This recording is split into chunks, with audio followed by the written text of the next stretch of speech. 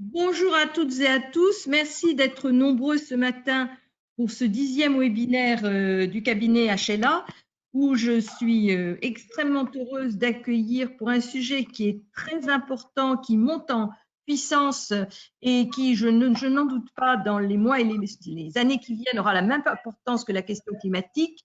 Donc, j'ai la joie d'accueillir Romain Ferrari, chef d'entreprise, président de la Fondation 2019, Jérôme Baptiste, expert foncier agricole, co-gérant du cabinet DF, Hélène Kéran-Bloch, directrice RSE de la société CIPCO, membre de l'association Rupture, et maître Théophile Béguel, qui, au sein du cabinet Hugues Lepage, s'occupe avec moi des questions de biodiversité.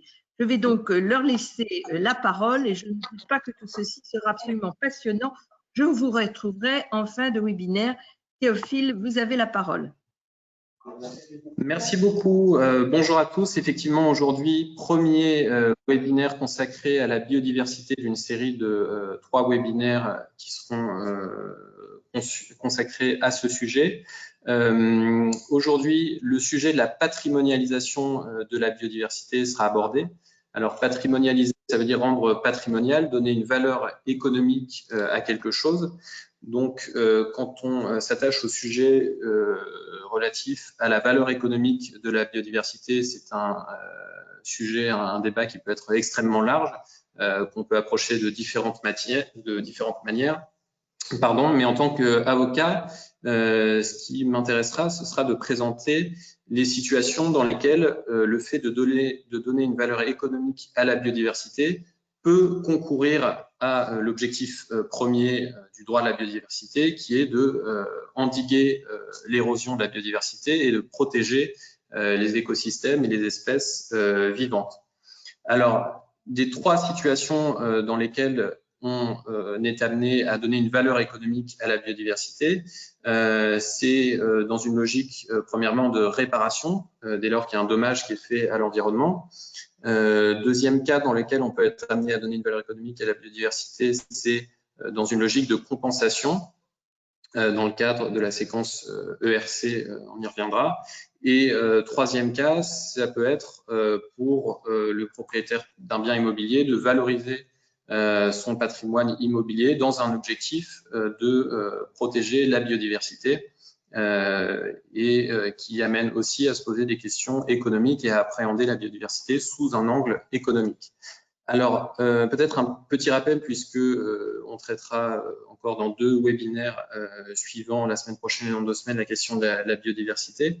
Il faut rappeler effectivement que le droit de la biodiversité est finalement assez récent, en tout cas la biodiversité en tant que notion juridique est assez récente, puisque depuis la déclaration de Rio de 92 jusqu'à la charte de l'environnement de 2004, le droit positif fait référence à la diversité biologique. Et c'est vraiment avec la loi de la reconquête pour la biodiversité, la nature et les paysages du 8 août 2016 qu'on vient inscrire dans le Code de l'environnement et dans le droit positif français cette notion de biodiversité qui est définie à l'article L110-1 du Code de l'environnement et qui insiste vraiment sur la variabilité des organismes vivants de toute origine, que ce soit terrestre, marin, aquatique, mais aussi qui accentue l'importance des interactions entre les organismes vivants.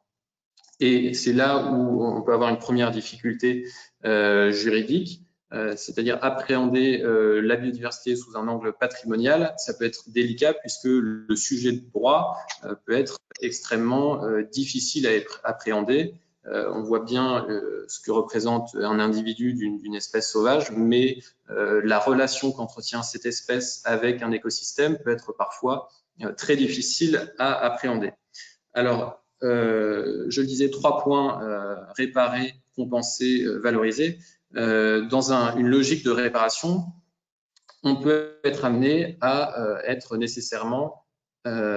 devoir nécessairement chiffrer économiquement la biodiversité ou ses composantes pour réparer les atteintes qui sont causées à l'environnement.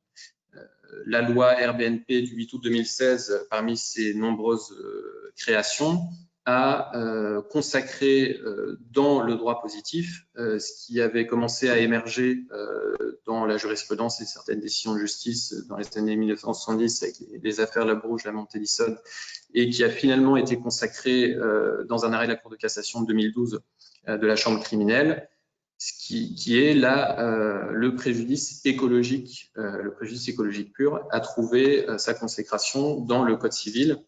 Et l'objet en fait de ce régime juridique, c'est de permettre la réparation des dommages qui ne sont faits non pas aux personnes dans une logique de droit des personnes du Code civil depuis 1804, mais aussi des atteintes qui sont portées à l'environnement, à la biodiversité, qui devient un nouveau sujet de droit indépendant et qui doit trouver réparation dès lors qu'une atteinte à la biodiversité a été faite. Et dans une logique toujours de responsabilité civile, la logique de la réparation, c'est de remettre la victime dans l'état où elle se trouvait si le dommage qui lui a été causé n'avait jamais eu lieu. Et donc, il y a deux voies de droit principales, c'est une réparation en nature ou une réparation par équivalent. On sait que quand une atteinte à la biodiversité est faite, c'est très difficile de réparer selon le mécanisme de la réparation en nature, puisque une atteinte à un écosystème ou à une espèce malheureusement parfois ne peut pas être reconstitué en nature. Et donc, il est nécessaire d'appréhender la valeur économique ou en tout cas la somme monétaire qui doit être avancée pour reconstituer l'atteinte à la biodiversité qui a été faite. Donc, depuis la loi 2016 et la consécration dans le Code civil d'une série d'articles, aux articles 246 et suivants, d'un régime spécifique de réparation des atteintes faites à l'environnement. Il y a eu plusieurs illustrations. La dernière, c'est un jugement du TGI de Marseille en novembre 2019 qui a condamné des braconneurs à réparer les atteintes faites du fait de la pêche illégale d'espèces de poissons dans le parc national des Calanques. Et donc, pour réparer cette atteinte à la biodiversité, le juge a dû chiffrer la somme à laquelle a dû être condamnés les auteurs de cette pêche illégale pour réparer non seulement les espèces, mais aussi l'écosystème et les services écosystémiques que ces espèces avaient contribué à créer au sein de ce parc naturel des Calanques. Et donc, le juge a dû, donc, sur la base de rapports d'expertise, retenir un chiffre qui était de 385 000 € et qui en l'espèce correspondait au double de la valeur marchande de ces poissons.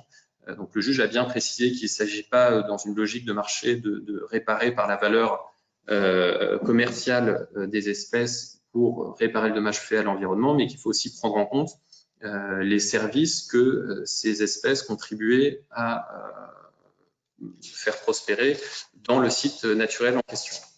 Donc ça, c'est un des premiers cas dans lesquels il est important de chiffrer économiquement la valeur de la biodiversité pour contribuer à sa protection, ici dans un objectif de réparation dans le cadre de la responsabilité civile.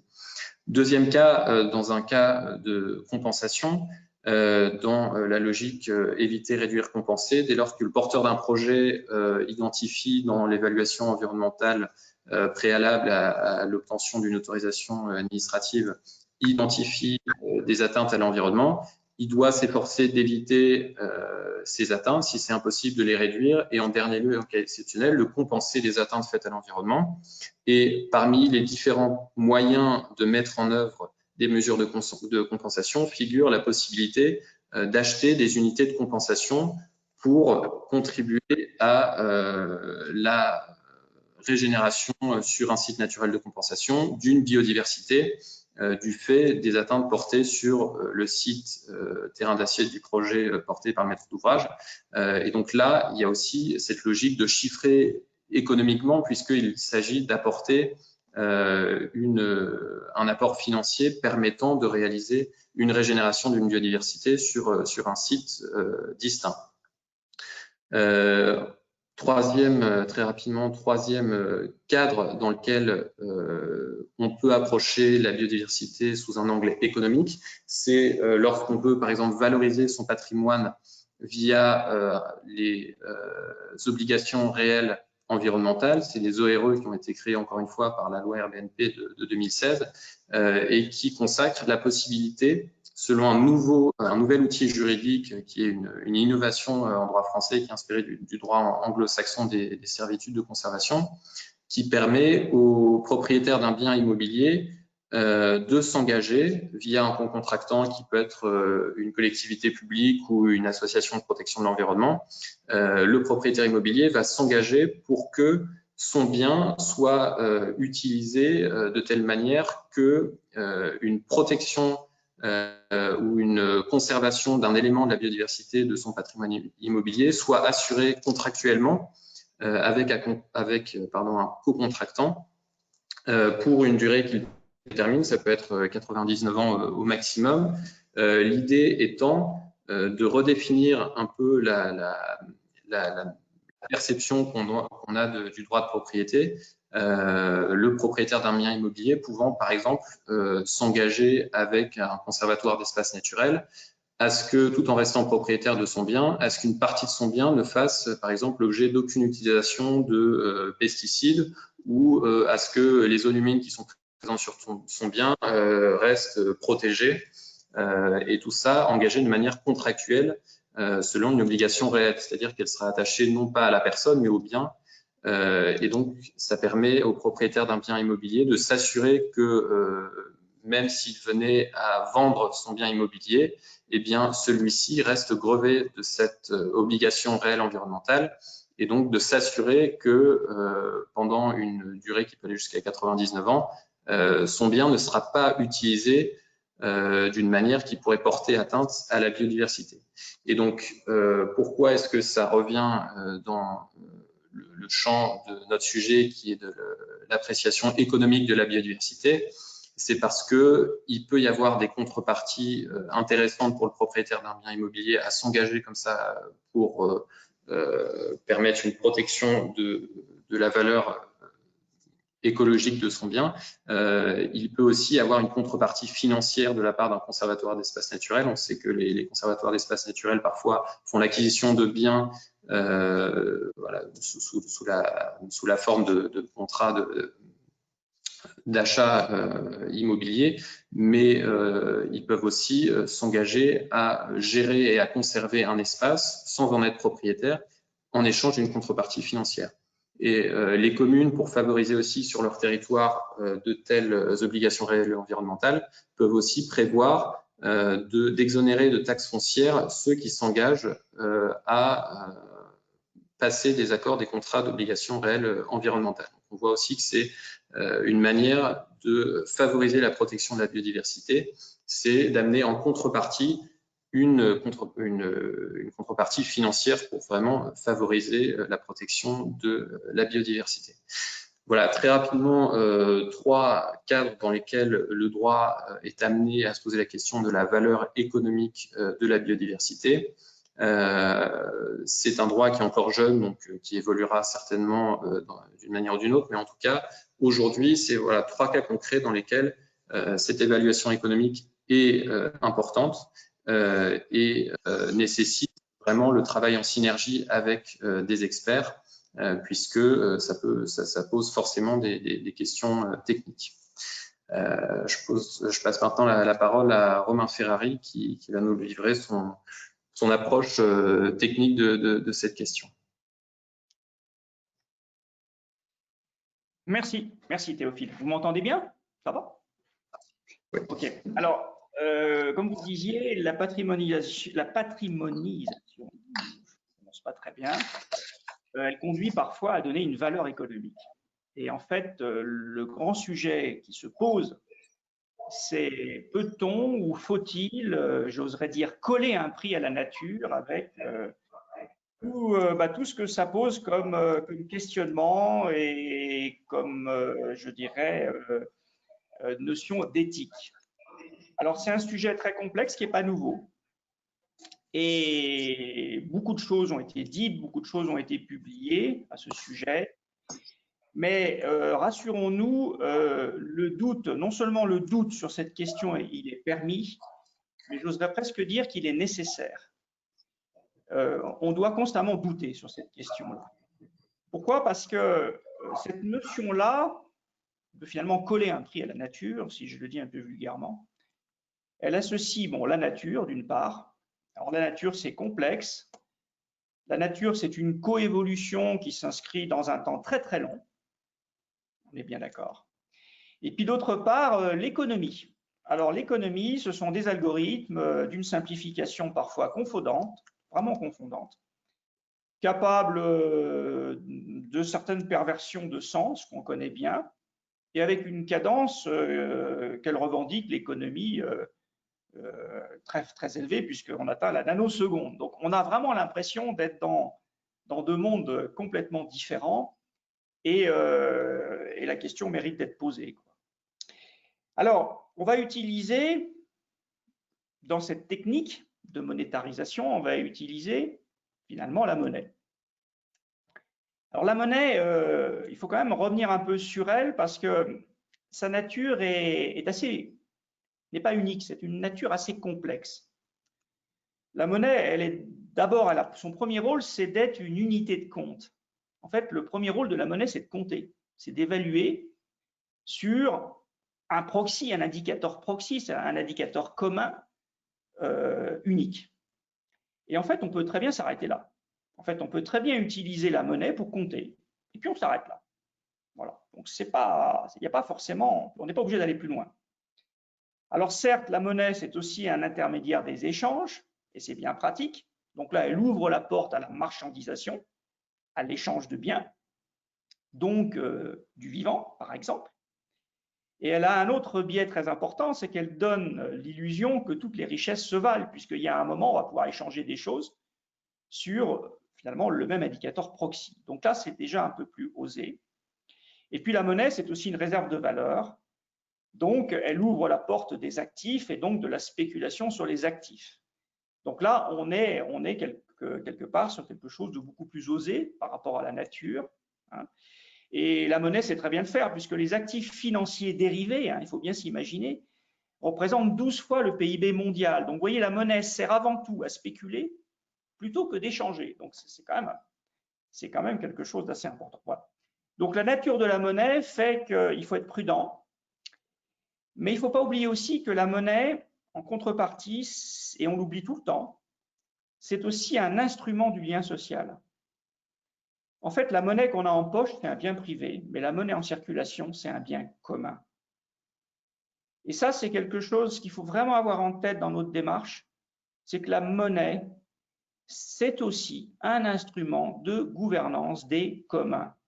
Et ça, c'est peut-être une porte qui nous ouvre un peu plus facilement et un peu plus prudemment sur le sujet qu'on veut aborder, disons, très clairement. Parce que finalement, quand on regarde le rôle de la monnaie, on peut très bien dire que coller un prix à la nature, ça ne veut pas forcément dire créer un marché, et ça ne veut pas forcément dire financiariser ses actifs. Quand on supprime ou quand on détruit une zone humide, bon, ça a un coût écologique, on informe. Si on marchandise des compensations de zones humides, c'est déjà plus osé. Si on spécule, par exemple, sur des titres de banques de zones humides, bah, ça peut un peu relever du délire, on est bien d'accord. Mais vous voyez, on peut aborder quand même le sujet de façon assez graduelle. Alors, pour bien se souvenir, il faut bien comprendre que le mariage de l'économie et de la nature, c'est un mélange des genres, capable du pire, et on l'a vu, et du moins pire, j'oserais dire.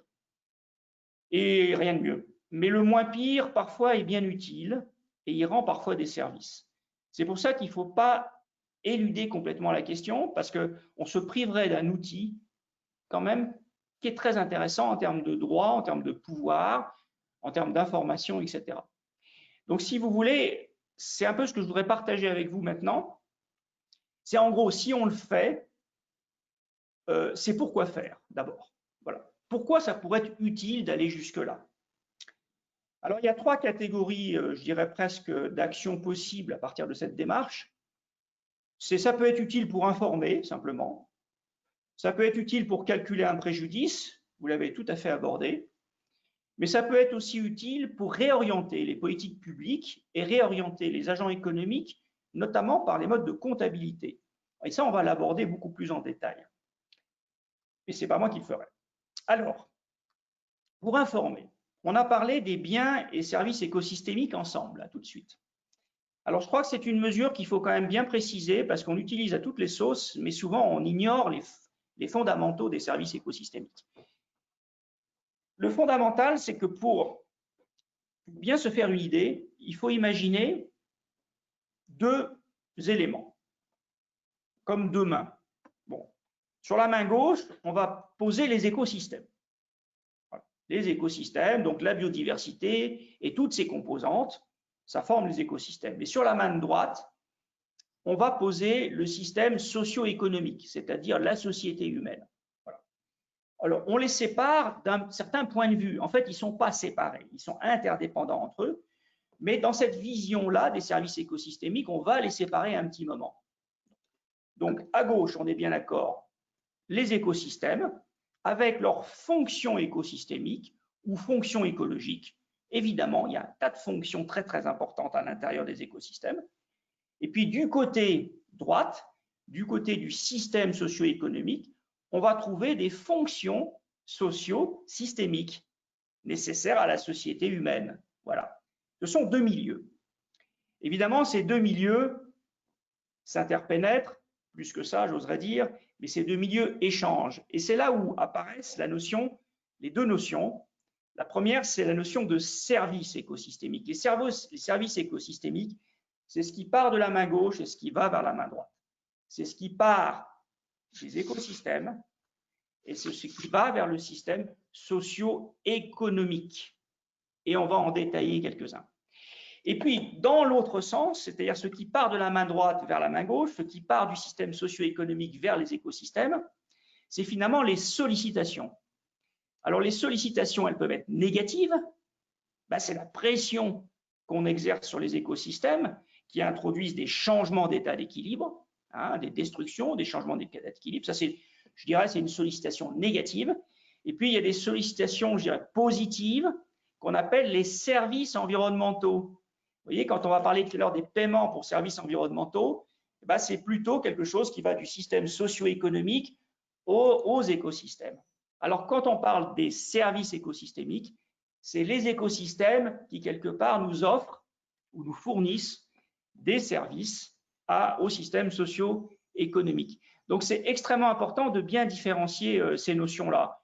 Alors, les services écosystémiques, ben, vous les connaissez, il y a les services d'approvisionnement, de régulation, les services culturels, les services supports. Et tout ça, ça contribue en fait au bien-être de la société. On a beaucoup d'études qui ont osé les chiffrer, hein, ou osé en montrer l'importance. Hein. Par exemple, dans le domaine de la santé, hein, la moitié des nouvelles molécules, par exemple, sur le traitement du cancer, sont d'origine naturelle. Donc, voilà, c'est juste la moitié. 68% des antibiotiques sont juste issus de production de micro-organismes. Hein. Si vous voulez, le taux de service de la biodiversité sur la santé publique, c'est à peu près 20 milliards de dollars. Et c'est une croissance de 7% par an. Donc, c'est quand même, ce sont des choses extrêmement importantes. En service de soutien, bah, souvent, on parle de la pollinisation, puisque 80% des plantes à fleurs sont pollinisées par des insectes. Hein. Pas que les abeilles, d'ailleurs. Et l'enjeu mondial de ces pollinisateurs, bah, ça représente 150 milliards d'euros, à minima, j'oserais dire. C'est vraiment à chaque fois à minima. Hein. Les vers de terre, par exemple, à minima, c'est 25 milliards. Alors, c'est des calculs qui sont évidemment très partiels, parce que il est très clair que si on enlève la fonction pollinisation, on ne va pas manger grand-chose, et que c'est des deux côtés, en fait, c'est probablement des effondrements dont les coûts totaux seront beaucoup plus importants, puisque les coûts de restauration après des effondrements sont quasiment infinis. Vous voyez, on est sur des valeurs qui sont quand même extrêmement légères. Alors là où cette notion a soulevé des controverses très fortes, à juste titre, c'est quand on a voulu les cumuler, les agréger. Il est très tentant de dire, bah, finalement, la somme des services écosystémiques, c'est quelque part la valeur de la nature. Ben, c'est une belle bêtise. La valeur économique totale, qui est née du Millennium Ecosystem Assessment notamment, mais pas que, hein, cherche à dire, ben voilà, la nature, ça vaut en fait les services qu'elle nous rend. Ben non, parce qu'il y a un tas de valeurs intrinsèques, de valeurs de non-usage, de valeurs d'usage indirect qu'on ne voit absolument pas passer. En fait, la valeur de la nature, ça devrait être finalement combien ça nous coûterait pour la créer si on n'a rien.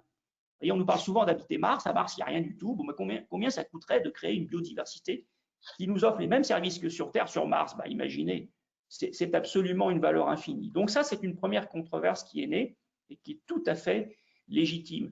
L'agrégation des valeurs écosystémiques ne couvre pas l'ensemble des valeurs de la nature, c'est évident. Alors une autre controverse aussi qui est apparue, c'est la notion de capital naturel.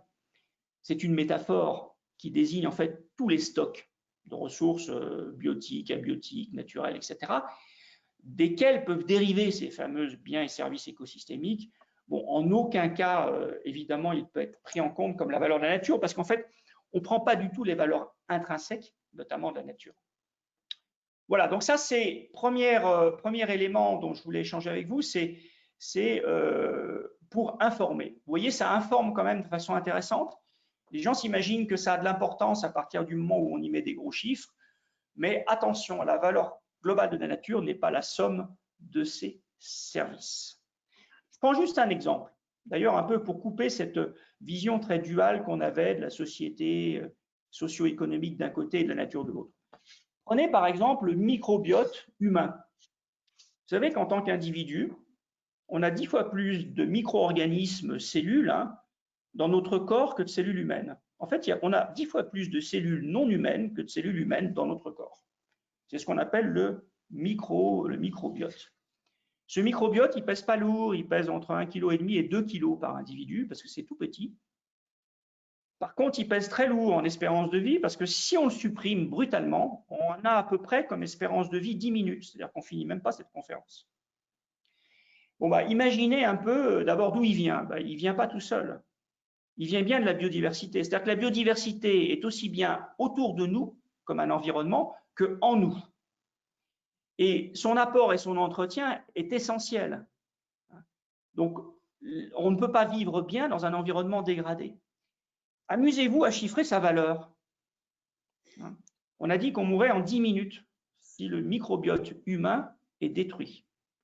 Bon, alors je vais partir sur un petit calcul très simple, quelque chose qui fait aussi polémique, mais puisqu'on est dans les polémiques, allons jusqu'au bout. Valeur de vie statistique et valeur de vie humaine, coût d'un décès prématuré, allez, on va partir sur 3 millions par individu.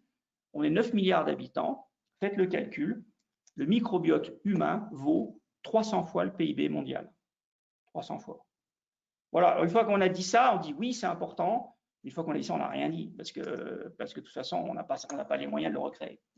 Voilà, c'est un peu toute la limite de cette approche des services écosystémiques. Alors, malgré tout, on va quand même l'utiliser. Pourquoi faire au-delà d'informer? On peut calculer en effet un préjudice. Il est quand même nécessaire de pouvoir calculer des préjudices quand des préjudices ont été affligés et à l'environnement notamment. Les méthodes les plus classiques, c'est ce qu'on appelle les méthodes d'équivalence d'habitat. On appelle ça la méthode HEA, Habitat Equivalency Analysis. Bon, une fois qu'on a infligé un dommage accidentel, par exemple, à un environnement, on peut chiffrer les coûts de restauration primaire et compensatoire. Qu'est-ce que ça veut dire? Ça veut dire qu'on ne va pas le remettre dans son état initial parce qu'en la plupart du temps, on ne sait pas faire. On va le remettre à un niveau équivalent de fonction écosystémique. Rappelez-vous la fonction écosystémique sur la main gauche. Voilà. En général, on se dit, tiens, on va voir quelle va être la dépense à mettre sur la table pour restaurer le milieu, si c'est faisable, et le mettre au même niveau de fonction écosystémique en utilisant ces fameux indicateurs proxy notamment.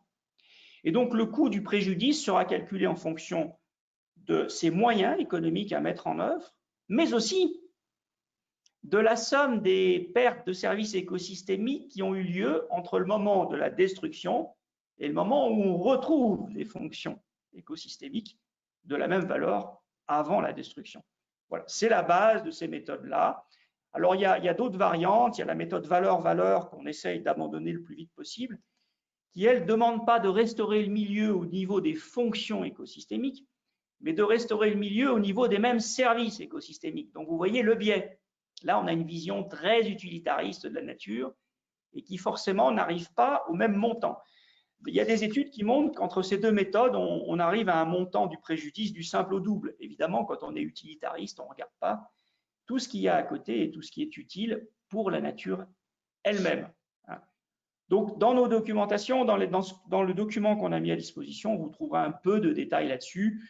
Le CGDD notamment a beaucoup publié sur ces différentes méthodes, etc., avec des experts et des travaux très très pertinents qui ont été publiés, il faut quand même le souligner. Voilà, il y a des méthodes plus évaluées encore qu'on appelle les méthodes d'évaluation biophysique. C'est un peu la même chose, c'est plus adapté pour les dommages graves et elle est beaucoup plus précise dans la mesure où on intègre des critères écologiques qualitatifs sur les réparations qui seront proposées. Enfin, un dernier point, pourquoi faire? Pourquoi donner un prix à la nature? Ça peut être aussi pour orienter les politiques publiques et les agents économiques. Alors, ça peut justifier certaines mesures fiscales. La Suisse, par exemple, a énormément utilisé pour justifier sa taxe poids lourd qui a été mise en œuvre en 2001, que la France a parfaitement loupé.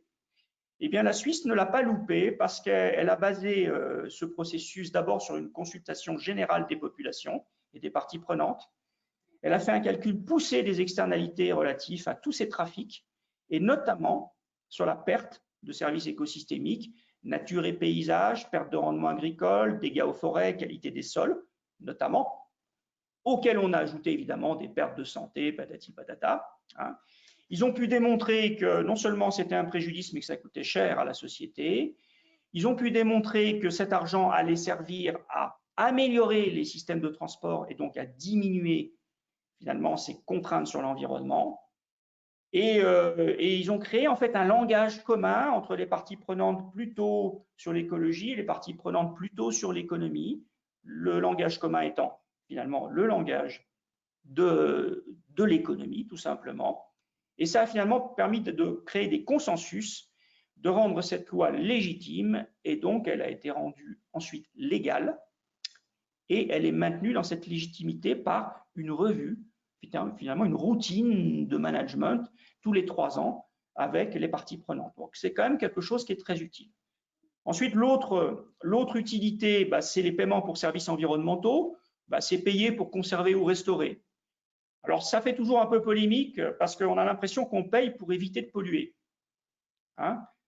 C'est la polémique qui est ouverte. Voilà, quand on n'émet pas une tonne de CO2, on est payé pour ne pas l'émettre. Bon, finalement, on est payé pour ne pas polluer, on n'est pas payé pour faire un service environnemental. Bon, ça, on en discutera. Et puis, l'autre point très, très important, c'est d'adapter les modes de comptabilité publique et privée en insérant les actifs nature et les actifs environnementaux, les actifs sociaux dans les modes de comptabilité. C'est essentiel et on en parlera tout de suite derrière moi. En conclusion, j'oserais dire, vous voyez, le sujet, il est largement documenté, mais sa dimension éthique doit constamment dominer et guider nos pas. Parce que finalement, on doit toujours se poser la question, quelles sont les conditions, les prix à payer pour une vie bonne dans un environnement préservé, sain et agréable. C'est la vraie question qu'il faut finir par se poser. Merci beaucoup, Monsieur Ferrari. Jérôme Baptiste, je vous donne la parole tout de suite. Merci beaucoup. Je vais essayer donc de faire ce lien et de poursuivre en me plaçant, vous l'avez compris, avec un objectif d'utilisation donc très utilitariste et très anthropocentré de la valorisation de la biodiversité pour un intérêt, notamment, pas que, mais notamment pour l'entrée dans les comptes, mais également tout simplement pour la détermination d'un préjudice monétaire, donc d'une indemnité monétaire.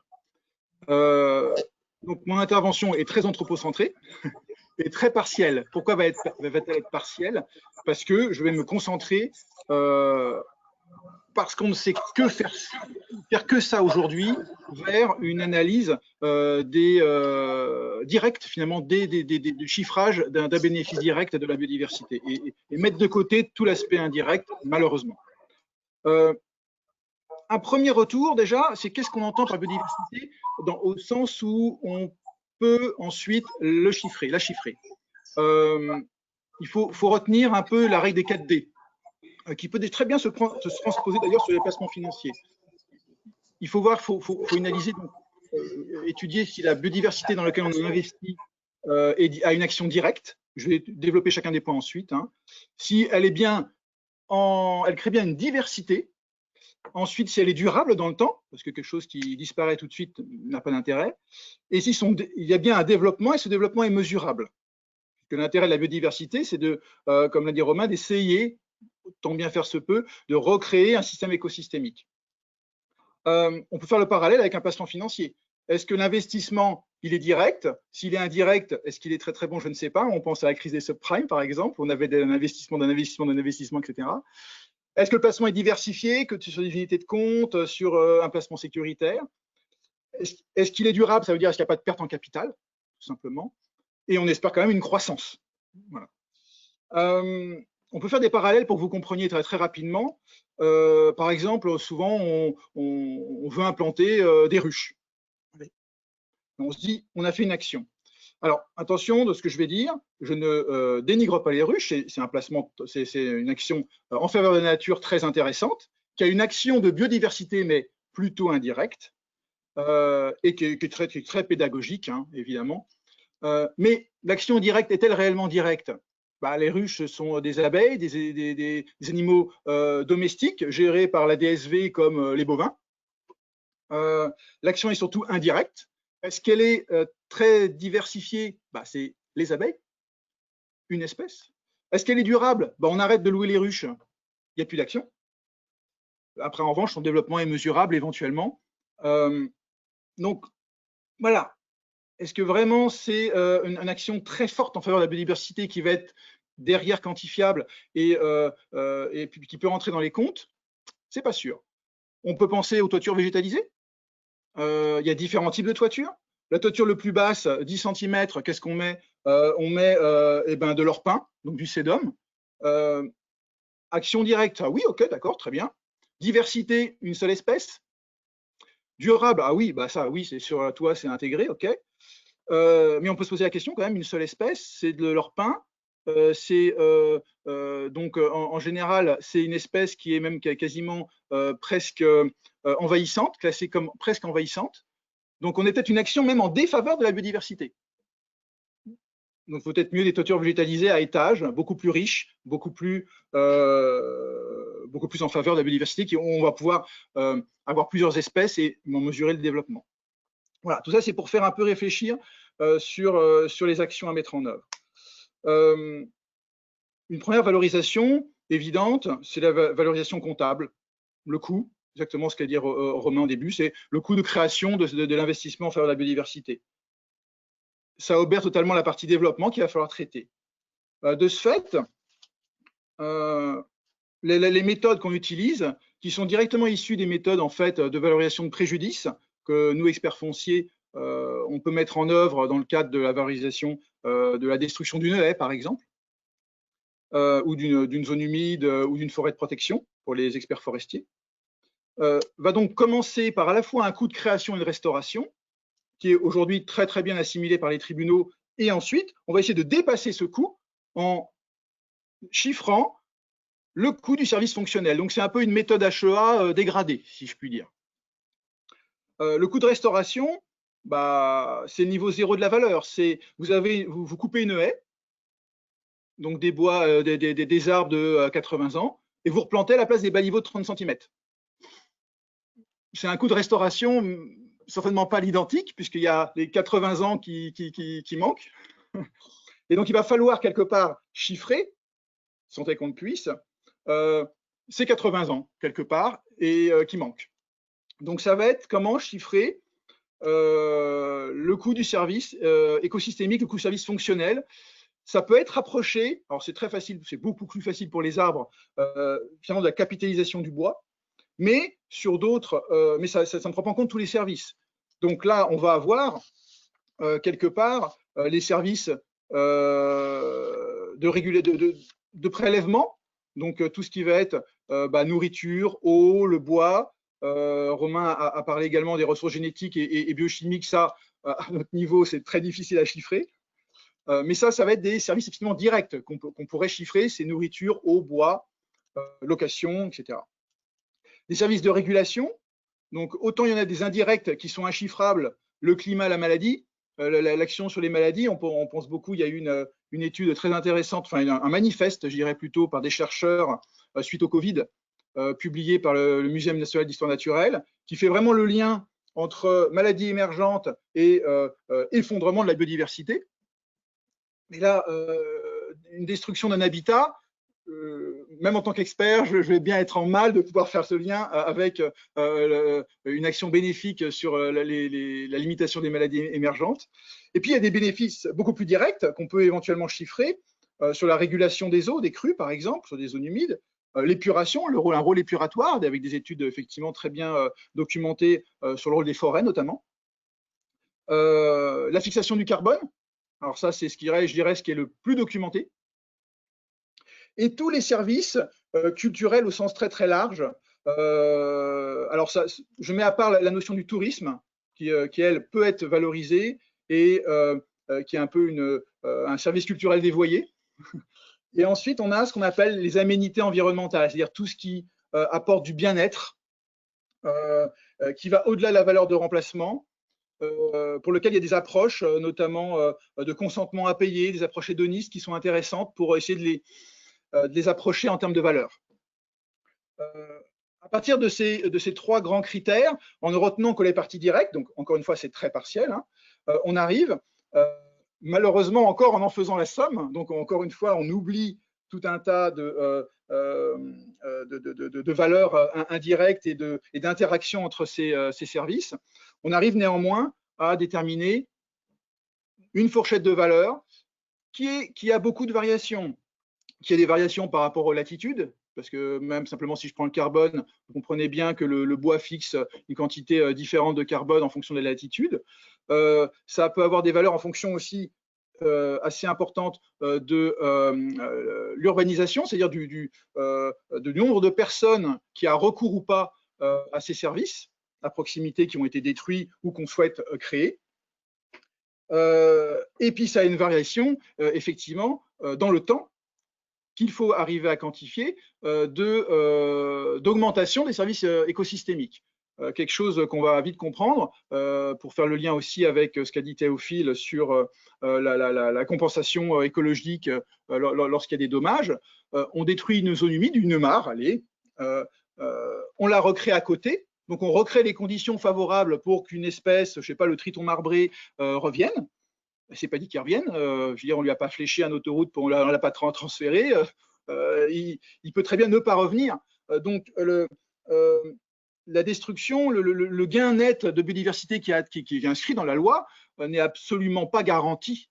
Et c'est de la même manière pour des mesures en faveur de la biodiversité volontaire, ce n'est pas garanti que telle ou telle espèce pour laquelle on agit en faveur revienne, tout simplement. Alors, comment procède-t-on? Tout simplement, enfin, entre guillemets, en découpant l'ensemble des services qu'on a pu identifier directs en faveur de la biodiversité, en essayant de les chiffrer par rapport aux critères que l'on repère sur le terrain. C'est avant tout une mission de terrain, et essentiellement de terrain. Et on va les classer par type d'habitat. Donc, est-ce qu'on a affaire à une zone humide, à une forêt, à un agrosystème, une prairie permanente, une culture? Alors, ce qui est un peu moins documenté, c'est la partie urbaine, parce qu'on y vient de plus en plus. Il y a de plus en plus de projets immobiliers qui incluent de la biodiversité. Donc, comment on arrive à essayer de chiffrer en bien-être, notamment, principalement, ce type de service. Et puis, on va passer en revue tous les services qu'on arrive à chiffrer ou pas. Il faut aussi indiquer ceux qu'on n'arrive pas à chiffrer. Et on essaye de déterminer ainsi un prix, donc une valeur, qui va croître dans le temps avec donc une cible qui va être l'idéal, donc la valeur la plus haute. Et puis, tout doucement, année après année, on va essayer de s'y rapprocher. Donc, ce qui signifie que la valorisation d'une action de biodiversité doit être réalisée dans le temps, plusieurs fois dans le temps. C'est pas je fais l'investissement, je valorise, pas grand intérêt, enfin ponctuellement en tout cas au niveau zéro. C'est surtout l'évolution qui va être regardée régulièrement, tous les ans, tous les 2 ans, tous les 3 ans, autant pour voir s'il y a une progression que pour voir des dysfonctionnements potentiels. Parce qu'encore une fois, autant l'homme est source de destruction de biodiversité, autant il est source de création de biodiversité, pour autant qu'il s'en occupe. C'est à ces conditions qu'on peut donc définir une valeur et l'inclure dans des comptes notamment. Et donc, je vais pouvoir comme ça passer la parole à Hélène sur la comptabilité en triple capital.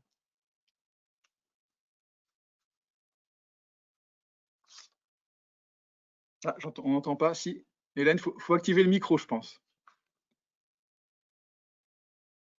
Ah.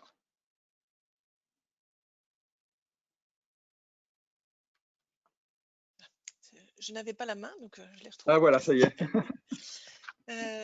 Merci à vous trois pour ces 3 premières parties. Donc, moi, l'objectif de mon intervention, c'est de vous faire part d'une expérimentation en cours chez TIBCO et au sein de l'association Rupture autour de la comptabilité triple capital, et donc qui va permettre de vous rendre compte après vos exposés sur comment on peut valoriser l'intérêt et l'éthique, comment nous on l'a pris en main. Alors on est encore en phase d'expérimentation, donc ce que je vais vous présenter n'est pas encore abouti, mais en tout cas c'est montrer que en tant qu'agent économique, en tant qu'entreprise inscrite sur un territoire, c'est des questions qui nous tiennent à cœur et qu'on avait envie d'expérimenter. Donc voilà, en phase d'expérimentation. Juste en quelques mots, qui on est pour peut-être mieux comprendre l'intérêt de cette expérimentation et puis dans quel cadre elle s'inscrit.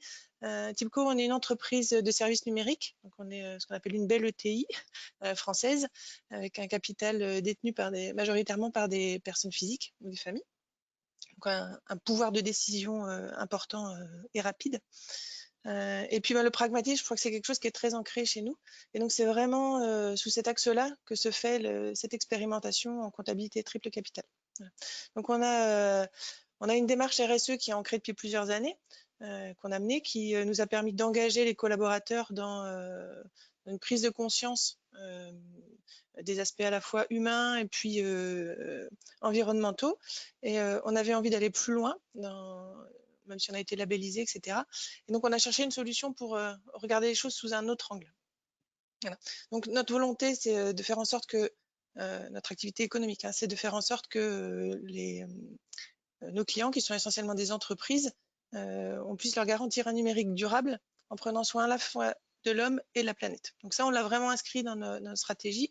Et du coup, c'est aussi ce qui se retrouve dans ce principe de comptabilité triple capital, puisqu'il s'agit au-delà d'une comptabilité classique qui prend en compte la performance financière de l'entreprise, d'aller regarder 2 champs qui sont peu visibles dans un bilan comptable actuel, qui sont le champ de l'impact sur l'environnement et puis sur l'humain. Alors on appelle ça le capital naturel et le capital humain, en ayant bien conscience qu'on ne prend pas en compte, nous, en tant qu'entreprise qui mettons en place une comptabilité triple capital, une valeur globale de la nature. On est plus en train de regarder notre impact sur le capital naturel qu'on utiliserait dans le cadre de notre activité, puis le capital humain dont on bénéficie dans le cadre de notre activité, que d'une valorisation globale de la nature. Enfin, pour nous, il ne s'agit pas de dire on prend tout en compte, on sait bien qu'on en est loin et que notre vue elle est très parcellaire. L'objectif, c'est plutôt de dire comment on peut se mettre en action, comment on peut donner de la connaissance à nos différentes parties prenantes pour aller ensemble vers un objectif qui est préserver la planète, préserver l'humain. Voilà. Donc, on a choisi, nous, pour travailler sur cette comptabilité triple capital, la méthode CARE, qui a une notion intéressante pour nous, qui est le seuil d'innocuité, et puis qui nous paraissait d'autant plus intéressante qu'elle s'inscrit dans la durée, puisque un des objectifs de la méthode, c'est de dire par rapport à un seuil d'innocuité, alors je prendrai les exemples tout à l'heure, on va mettre en place un objectif pour l'entreprise. Pour atteindre cet objectif, on va mettre en place un plan d'action, on va le valoriser, et puis tous les ans, on va venir regarder quelles sont les actions qui ont été mises en place dans le cadre de ce plan d'action, valoriser ces actions, et toutes les actions qui sont, on va dire, qui permettent d'aller au-delà du seuil d'innocuité ou qui sont au-delà du réglementaire, de les sortir, de les retraiter du bilan financier pour les faire apparaître, s'il s'agit du capital naturel, dans une partie capital naturel, s'il s'agit du capital humain, dans une partie capital humain, et ainsi de valoriser les actions menées de manière volontariste par l'entreprise et de les donner à voir à nos différentes parties prenantes. Il y a une partie financière puisqu'on valorise nos actions. Alors on ne valorise pas vraiment la nature, on valorise nos actions. C'est là où c'est un petit peu différent comme approche. Et puis on se met aussi des indicateurs pour vérifier la performance de nos actions. Vous disiez tout à l'heure, effectivement, on peut décider de mener une action, mais elle n'atteint pas l'objectif qui s'était fixé. Alors, si on déplace une mare et que si l'objectif c'est de faire en sorte de recréer un habitat pour le triton, alors j'ai oublié la variété du triton, mais et s'il n'est pas revenu, l'indicateur dira il n'est pas revenu, objectif non atteint. Ok, on a mis des moyens, mais performance sans doute moins bonne que ce qu'on attendait. Alors chez TIPCO, pour l'instant, on n'a pas encore pris l'axe biodiversité, donc je rentre pas tout à fait dans le cadre mais, de l'intervention, mais ce qu'on a décidé de traiter en priorité, c'est pour le capital naturel, c'est l'impact en termes de CO2, qui nous paraissait plus facile à appréhender. Et comme on est dans une phase d'expérimentation, pour nous, il s'agit de comprendre la méthode et puis étape après étape de l'implémenter chez nous, de valider aussi qu'elle correspond aux objectifs qu'on s'était fixés, c'est-à-dire comme je disais tout à l'heure, de montrer un engagement, d'apporter de la connaissance et puis d'avoir un discours. Vous parliez tout à l'heure, Romain, de la monnaie comme un élément de langage ou quelque chose qui permet d'échanger, de faire du lien social. C'est un peu comme ça aussi qu'on voit la comptabilité triple capital. C'est de dire ça va être un moyen d'échanger avec des parties prenantes qui ne comprenaient peut-être pas un plan d'action avec des objectifs qui étaient dire on va prendre soin de la planète. Voilà. Mais là, si on leur dit voilà comment ça se traduit d'un point de vue financier, peut-être les toucher un peu plus au cœur, si c'est pas au porte-monnaie. Voilà. Donc l'idée c'est ça, c'est d'avoir une façon d'échanger nouvelle. Donc une fois qu'on a dit ça, donc on a nous défini nos enjeux principaux pour voir sur quels axes on allait travailler. Donc un de nos enjeux principaux par rapport au capital naturel, on a déterminé que c'était le CO2, parce qu'on a actuellement une flotte de véhicules un peu plus de 600 véhicules. Donc voilà, donc pour nous c'était quelque chose d'important. C'est aussi quelque chose qui nous paraissait peut-être plus facile à appréhender parce qu'avec les travaux du GIEC, on a des seuils qui sont déjà déterminés. Donc fixer un objectif pour TIPCO nous paraissait aussi plus simple. Voilà. Ce qui nous restait à travailler en interne, par contre, c'était nos émissions de CO2 aujourd'hui. Quelles sont-elles pour avoir un indicateur le plus complet possible. On suit depuis plusieurs années un indicateur qui était le nombre de litres de gasoil consommés par nos équipes et on le rapporte à une partie chiffre d'affaires pour voir si on arrivait à être plus performant dans notre organisation pour consommer moins. On a décidé l'investissement dans une flotte électrique, d'aller jusqu'à 50% de notre flotte en véhicules électriques à 3 ans. Donc c'est un investissement important en termes d'achat dans le cadre du renouvellement de la flotte, mais c'est aussi des investissements dans des bornes de recharge dans nos sites. Nous, on a 90 sites en France. Voilà, donc, et puis c'est aussi de la formation pour nos équipes. Tout ça, on va pouvoir le valoriser dans le cadre de la comptabilité triple capital avec donc un programme d'investissement, puis tous les ans dire à quelle hauteur ont été les investissements réalisés pendant l'année, et puis en parallèle mesurer si nos émissions de CO2 elles sont bien en baisse telles qu'attendues, si notre plan d'action est efficace, performant. Voilà. Donc ça c'est un des exemples. Et puis sur on se dit que le CO2 était important parce que en second plan, il y a quand même un impact aussi sur la biodiversité et sur la santé. Enfin, il y avait plein de choses induites et c'est pour ça qu'on a préféré travailler sur celui-là en premier. L'autre axe qu'on a choisi, c'est la santé pour le capital humain.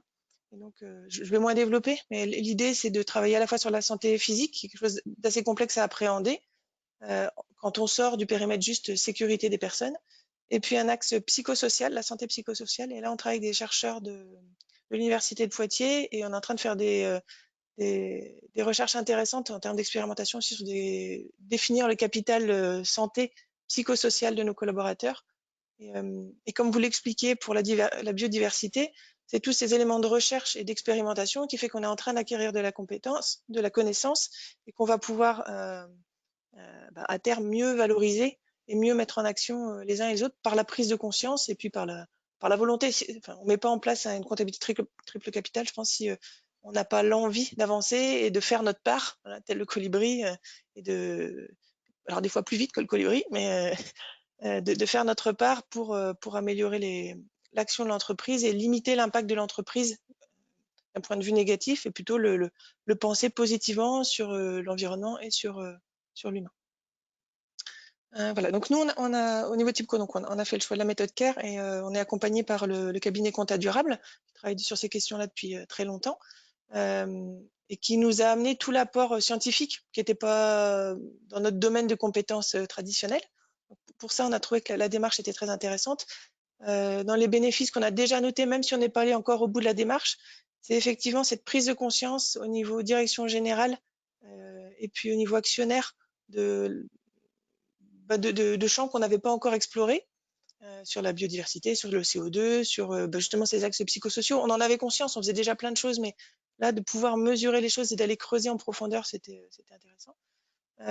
Et puis, vont en découler la biodiversité, parce que je pense qu'une fois qu'on a mis le pied à l'étrier, voilà, petit à petit, on déroule et dans une logique d'amélioration continue, on va embarquer les équipes sur l'ensemble de ces points. Et puis, dans l'échange aussi avec notre partie prenante client, cette fois-là, c'est de bénéficier d'indicateurs qui seront robustes, notamment autour du CO2, pour pouvoir échanger sur un objectif commun, de dire comment, à travers les prestations qu'on vous délivre, on va limiter les émissions de CO2 et comment, au-delà même de simplement notre outil de production, vous, derrière, vous allez aussi pouvoir réduire votre impact dans votre consommation du numérique. Et autour d'indicateurs de consommation de CO2, qu'on aura rendu plus robuste grâce à nos recherches en triple compta, et puis avec d'autres choses qu'on est en train de mener autour, et qu'on va pouvoir partager avec nos clients, et qui seront une base de discussion aussi pour dire, voilà, on vous engage vous aussi à devenir plus actif. Et c'est désormais mon rôle, moi, je suis plus désormais directrice RSE, mais mon rôle, c'est bien de transformer nos offres pour engager nos clients avec nous dans cette démarche. Et donc ça, c'est déjà un point important. Autre point, parce que TIPCO, on est membre de l'association Rupture. Donc Rupture, c'est une association territoriale qui est donc basée sur la Vendée, la Loire-Atlantique et puis Maine-et-Loire. C'est une association d'entrepreneurs qui a pour vocation d'embarquer les autres entreprises du territoire dans une vision plus positive de l'économie en prenant en compte vraiment l'environnement. On mène différents chantiers et donc un des chantiers, c'est justement cette comptabilité triple capital. Il y a 7 entreprises aujourd'hui qui sont membres du chantier et donc on a décidé, après avoir étudié un petit peu les différentes possibilités, les différentes méthodes, d'en tester différentes. Donc certaines vont tester plutôt la méthode CARE pour, comme nous, les implémenter puis voir ce que ça donne concrètement une fois qu'on aura publié nos premiers comptes avec cette méthode. Et d'autres ont choisi plutôt l'évaluation extra-financière, plus d'impact, une photo à un instant donné de leur impact sur l'environnement, en intégrant aussi plus largement leur écosystème. Donc on va comparer les deux méthodes et puis à terme on va pouvoir en rendre compte auprès des différentes entreprises et du territoire pour continuer à embarquer dans des actions concrètes et pragmatiques et puis voilà, qui sont aussi dans des démarches qui sont structurées et qu'on va pouvoir partager. Donc voilà pour ce premier compte rendu à l'étape où on en est aujourd'hui, qui est d'expérimentation, puisque comme je vous disais, on n'a pas encore abouti. Je vais vous laisser la place pour des questions. Merci. Si vous préférez. Merci beaucoup. Oui, des questions, effectivement, il y en a une première qui vous est adressée et à laquelle vous avez plus ou moins répondu justement à la fin de votre intervention. C'était, existe-t-il plusieurs autres méthodes que celles utilisées par TIPCO en matière de comptabilité triple capital? Donc, effectivement, vous avez la méthode CARE, mais… Oui, il y en a plusieurs. Alors, comme je ne suis pas une spécialiste ni comptable ni financière, je vais peut-être pas me lancer dans une explication des différentes méthodes.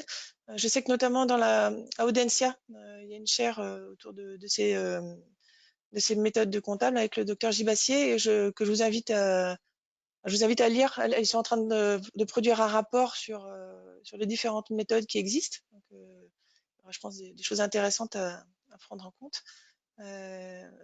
Après, il y a des méthodes IPNL, etc., qui existent, qui ont des objectifs différents. Je pense que c'est important pour chaque structure, c'est en fonction des objectifs qu'elle a, qu'elles ont. Est-ce que c'est une valorisation à un instant T? Est-ce que c'est d'embarquer dans une démarche à long terme pour suivre des plans d'action?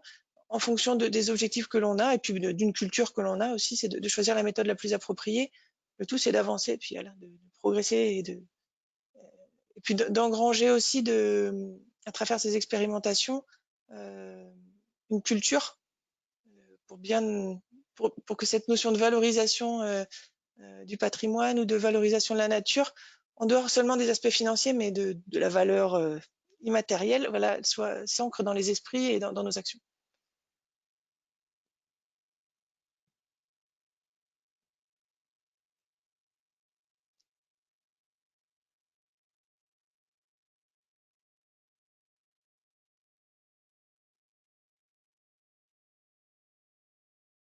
Merci Gérard, j'avais le son coupé.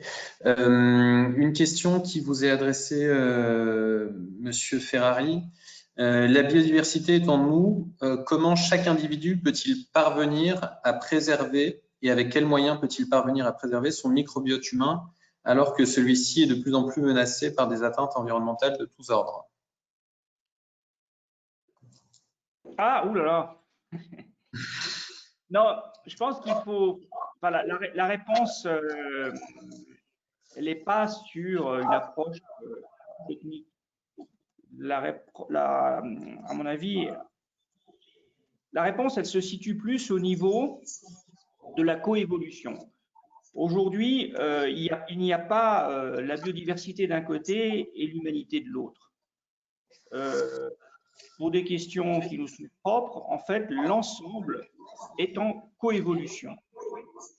Ça, c'est extrêmement important. Vous prenez par exemple, vous savez, pour se nourrir, on a besoin de protéines, d'acides aminés, etc. La base des acides aminés, c'est l'azote. Aujourd'hui, il y a 100 ans, l'azote, elle provenait de l'air, puisqu'il y en a plein dans l'air. Hein. Et en fait, les sols et les micro-organismes sont capables de faire la biosynthèse de l'ammoniac et tous les dérivés nécessaires à la création de ces chaînes de protéines qui sont nécessaires à la vie. Le système est très bien fichu parce que en fait, tous les dérivés non consommés sont dénitrifiés et rendus en fait à l'atmosphère. C'est un système super. Donc début 1900, c'est 100% si vous voulez, de ce flux-là qui est finalement utile à l'humanité et co-géré par la nature. Aujourd'hui, c'est 1%. 99% du flux d'azote qui est nécessaire à la vie de l'humanité sort d'une usine, d'un procédé qu'on appelle le procédé Haber-Bosch ou équivalent, c'est-à-dire qu'on s'est désynchronisé totalement du vivant sur un flux extrêmement important qui est le flux d'azote, qui est pour moi plus important encore que le flux du carbone qui engendre les phénomènes climatiques, mais en fait on ne s'en aperçoit pas. Et à l'échelle mondiale, à l'échelle de la biosphère, c'est un tiers des flux, c'est-à-dire que la nature a continué à gérer son azote pour elle, en disant, moi, leur usine Haber-Bosch, je n'ai pas la licence d'exploitation, donc je ne vais pas m'en occuper. Je vais continuer à bien procéder comme je sais faire. Et l'humanité, en fait, elle gère un flux technique d'azote, biogéochimique technique, hein, qui représente, à l'échelle de la planète, un tiers du flux. Vous voyez, on s'est complètement déconnecté, en fait, de ce système-là. Et je crois que c'est dans cette dimension-là qu'il faut repenser le problème de notre coévolution ou non-coévolution avec le vivant. On a besoin aujourd'hui de se reconnecter avec le vivant si on veut continuer à coévoluer avec lui. C'est valable pour le microbiote, mais c'est valable pour tous les éléments de survie de l'humanité. Et ça peut très bien se faire grâce à des investissements, justement, parce qu'on peut revenir, grâce à l'agroécologie notamment et d'autres méthodes, à revitaliser les sols, l'activité des micro-organismes et aller puiser cet azote là où il est, c'est-à-dire dans l'air, et nous l'amener dans les meilleures formes qui soient pour bien vivre. En fait, toute la dimension se fait là. Et cette question du métabolisme des activités humaines, elle se pose sur l'azote, le phosphore. Alors, le phosphore, c'est pire, on le prend dans des mines, donc quand il n'y en aura plus, il n'y en aura plus. Hein. Et puis, évidemment, tous les autres cycles du carbone, etc.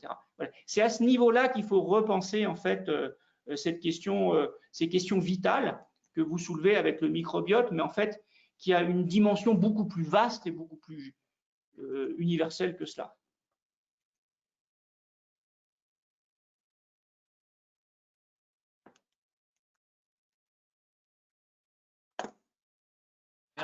Merci beaucoup.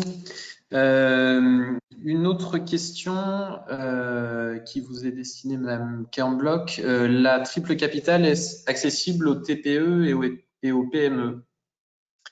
À travers l'expérimentation qu'on mène avec Rupture, ce sont essentiellement des TPE, PME et ETI qui sont en train de mener l'action. Donc, on va dire oui. On vous confirmera ça dans quelques mois. Mais en tout cas, ce sont bien des PME et des ETI qui sont en train de s'approprier le sujet. Et, je vois pas de frein. Voilà, je vois pas de frein lié à la taille, bien au contraire. Ouais. Merci.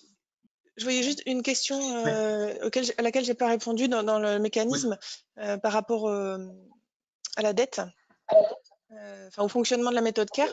En fait, dans la méthode CARE, effectivement, on définit par les champs d'action. Donc nous, le champ numéro 1 là, sur le capital naturel, je parlais du CO2. On va définir un objectif pour limiter nos émissions. Et par rapport à cet objectif-là, on va définir un plan d'action. Ce plan d'action-là va être valorisé. C'est cette valorisation du plan qui devient la dette. Et en contrepartie, tous les ans, on viendra mettre les actions, la valorisation de nos actions en contrepartie de la dette. Voilà. Je pense que c'est ça le sens de la question qui m'était posée. Je n'avais peut-être pas forcément expliqué le mécanisme précisément. Merci. En y avoir répondu. Merci beaucoup. Peut-être une question à Jérôme Baptiste. Le lien entre maladies émergentes et biodiversité, vous l'avez souligné, semble de plus en plus probant au regard des dernières études scientifiques. Comment est-il possible de chiffrer une valeur monétaire de telles atteintes alors que l'enjeu qui se joue touche à la vie humaine? Là, on va reprendre directement ce qu'a pu dire Romain, c'est que c'est inchiffrable. En tout cas, moi, de mon côté, je ne sais pas le faire. À part chiffrer la vie humaine, l'ensemble des morts malheureusement du Covid par exemple, mais encore il y en a plein plein de types de mortalité ou de désagréments ou de maladies liées à la destruction de la biodiversité qu'on ignore tout simplement. Donc il y a une part d'ignorance énorme sur les dommages et encore plus grande sur le chiffrage, qui d'ailleurs d'un niveau éthique ne serait peut-être tout simplement, et c'est quelque chose qu'il faudrait qu'on s'interdise peut-être. Donc j'aurais tendance à répondre par disons une interdiction éthique à le chiffrer, mais je n'arriverai pas à le faire. Il faut rester vraiment humble sur le sujet. Merci beaucoup. On arrive à la fin de ce webinaire. Madame Lepage, si vous voulez conclure, je vous laisse la parole. Écoutez, j'ai été silencieuse mais passionnée par tout ce que vous avez raconté. Je pense que nos auditeurs aussi, puisqu'ils sont restés très nombreux et fidèles tout au long de ce webinaire. Donc, je remercie nos auditeurs pour la qualité des questions posées, nos participants parce qu'ils nous ont appris énormément de choses. Vous dire que vous avez à disposition 3 documents, 2 articles, un article écrit par Christian Hublot, un numéro spécial du Journal des sociétés qui concerne la biodiversité et un document très intéressant qui a été élaboré par Romain Ferrari dans le cadre de la Fondation 2019. Je voulais vous dire également que vous pouvez retrouver ce webinaire sur notre chaîne YouTube en replay, donc pour tous ceux qui n'auraient pas pu, parmi vos amis qui n'auraient pas pu suivre le webinaire de ce matin, vous pouvez leur mettre le lien. Je remercie les participants de bien vouloir remplir le questionnaire de satisfaction qui pour nous est quelque chose d'important pour essayer de nous améliorer. Et je vous invite au prochain webinaire qui aura lieu non pas mercredi 10, mais vendredi 12 de manière tout à fait exceptionnelle et qui sera la deuxième étape de la biodiversité, si je puis dire, qui sera consacrée à la séquence ERC, éviter, réduire et compenser. Voilà, je vous souhaite une excellente journée, une très bonne semaine et un grand merci à tous. Merci. Au revoir. Au revoir.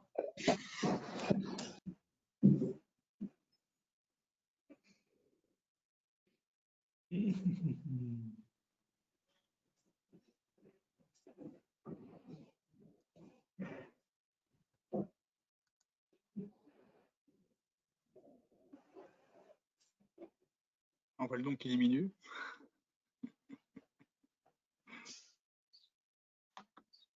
Voilà. Au revoir Hélène, à bientôt. Au revoir.